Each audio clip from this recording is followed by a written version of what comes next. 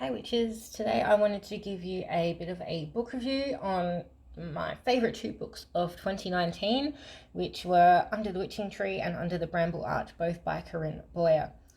So they are my favourite books because they are very different. I have not seen any other books which are even similar to them, and so I wanted to do a little bit of a flip through and talk a little bit about why I like them so much.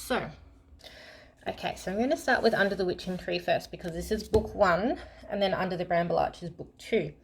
Now, it's actually a trilogy, however, she hasn't released book 3 yet. So I don't know what book 3 is going to be about. I know that book 1 is about trees, book 2 is about plants of the wayside, so where there's plants that are often considered to be weeds. So I don't know what book 3 will be about.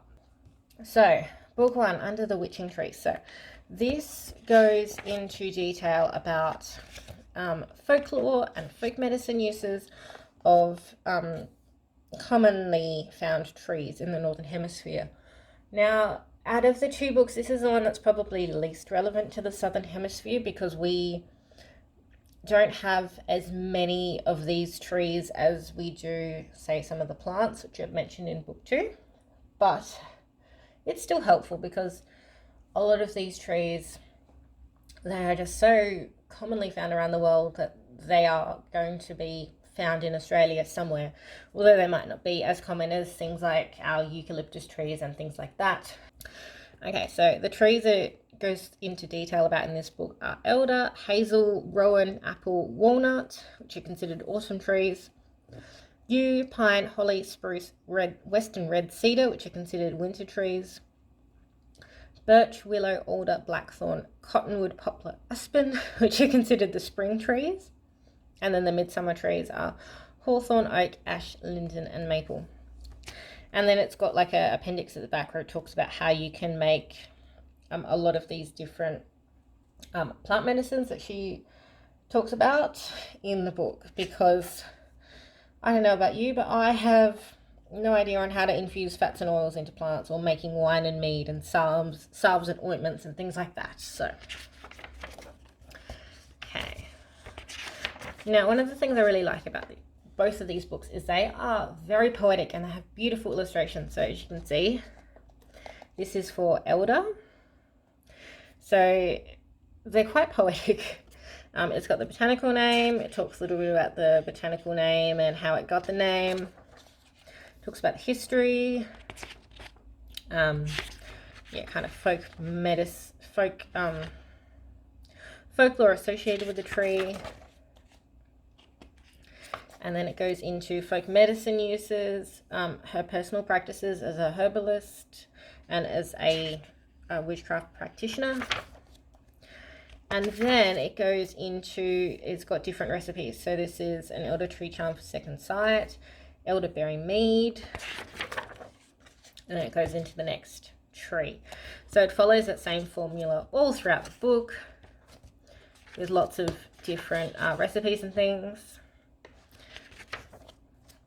And then, Under the Bramble Arch. So Under the Bramble Arch is wayside plants.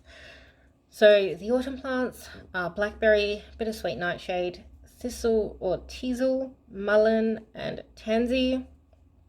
The midwinter plants are English ivy, mistletoe, broom, burdock, and dock. Charms of a Fairy Wife is the springtime plant, so you've got violet, dandelion, plantain, stinging nettle, and clover. And then the midsummer plants are rose, mugwort, yarrow, self-heal, and St. John's wort. And then just like in Under the Witching Tree, it talks a little bit about how you can make some of these things like infused honey, folk tinctures, poultices, things like that.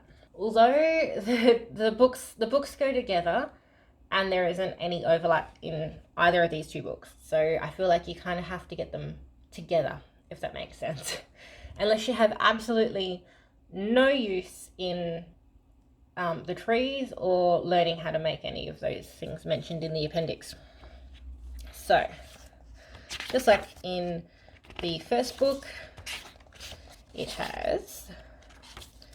got the illustration, it's got the name, it's got the botanical name, talks about how it got the name, talks about the different plants in the genus, books about the folklore.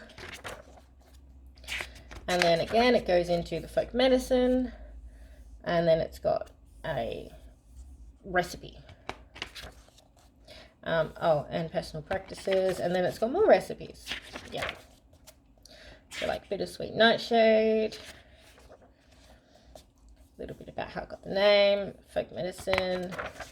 Personal practices, and then a recipe. So some of them are longer than others, some of them are shorter than others, but there is a lot of information in here. So if you are interested in plants, especially plants which are associated with witchcraft historically, these are two really great books to read.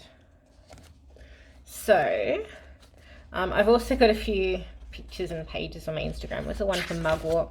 Oh, something I forgot to mention as well is in the very middle part of both books is they have like a pictorial insert. So you can see the author in Autumn Garden. They're black and white, but you can still get the idea. Bittersweet on ram skull, blackberry in flower, blackberry medicines, broadleaf plantain, broom and birch sweeping tools, burdock bouquet, dandelion root love charm,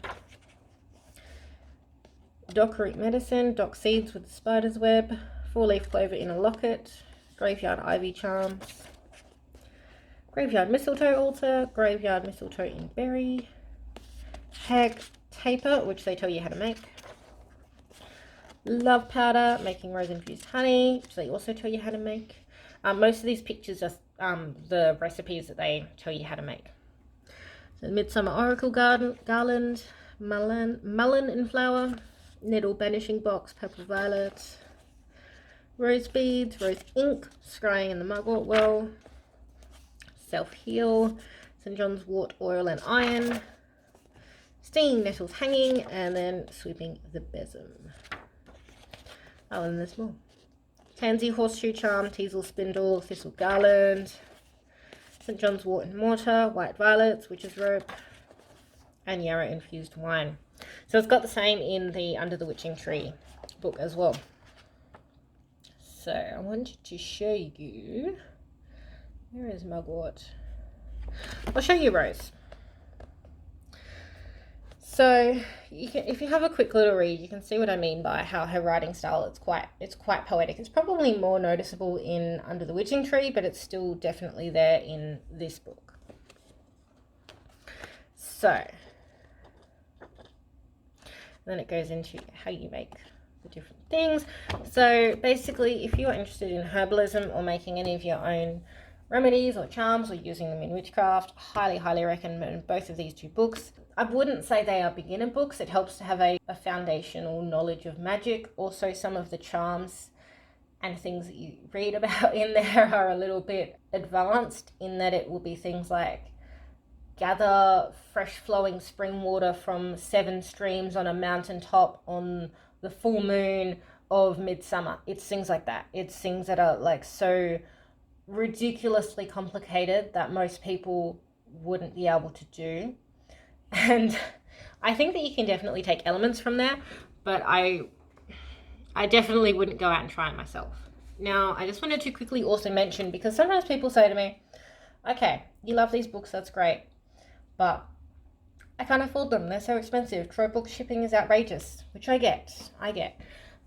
Luckily, Llewellyn have announced a partnership with Troy Books. So in a couple of months, I believe it's April, a lot of these books are going to be published by Llewellyn. They'll still keep the Troy Books logo, but they will be a lot easier to access, easier to buy, cheaper to buy, all of that good stuff. So keep an eye out for, I believe it's April.